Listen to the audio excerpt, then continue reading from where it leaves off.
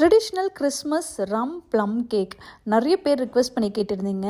Alcohol வச்சு plum cake எப்படி செய்யறது, இந்த ப்ளம் கேக் சூப்பர் டேஸ்ட்டாக இருக்குது. வாங்க எப்படி செய்யறதை பார்க்கலாம். இதுக்கு எல்லா ஃப்ரூட்ஸ் 1 மந்த் ரம்மில் சோக் பண்ணி வைக்கணும். நான் இங்கே black raisins, regular raisin, tutti frutti எல்லாத்தையும் 1.5 கப் ரம்மில் ஊற்றி 1 மந்த் வச்சுருக்கேன். அப்படியே கலர் சேஞ்ச் ஆகிடுச்சு பாருங்கள். இப்போ ஸ்ட்ரெயின் பண்ணிவிட்டு ஒன்லி ஃப்ரூட்ஸ் மட்டும் தான் யூஸ் பண்ண போகிறோம். நெக்ஸ்ட் பார்த்தீங்கன்னா இன்னொரு பேனில் 1/4 கப் சுகர் ஆட் பண்ணி அப்படியே விட்டுடுங்க. ப்ரௌன் ஆகிட்ட அப்புறம் 1/2 கிளாஸ் தண்ணி ஊற்றி ஆற வச்சுருங்க.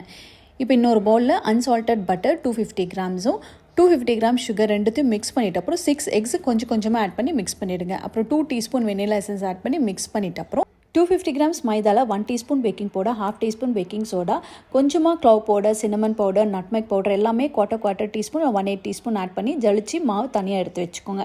இப்போ கொஞ்சமாக வெட்டி இன்க்ரீடியன்ஸில் மாவு கொஞ்சமாக ஆட் பண்ணி மிக்ஸ் பண்ணுங்கள். ஃபுல்லாக ஆட் பண்ணிங்கன்னா கஷ்டமாக இருக்கும் மிக்ஸ் பண்ணோம். ஃபுல்லாக இப்போ மிக்ஸ் பண்ணிவிட்டு அப்புறம் கேரமல் சாஸ் ஃபுல்லாக ஆறிட்டு இருக்கணும். அதுக்கப்புறம் ஆட் பண்ணிவிட்டு நம்ம ரம்மில் ஊற வச்ச ஃப்ரூட்ஸும் ஆட் பண்ணிவிடுங்க. இதில் நட்ஸ் ஊற வைக்கக்கூடாது. நட்ஸ் கேஷ்யூவும் வால்நட்ஸ் நான் கொஞ்சம் மைதா போட்டு மிக்ஸ் பண்ணி இப்போ ஆட் பண்ணுறேன்.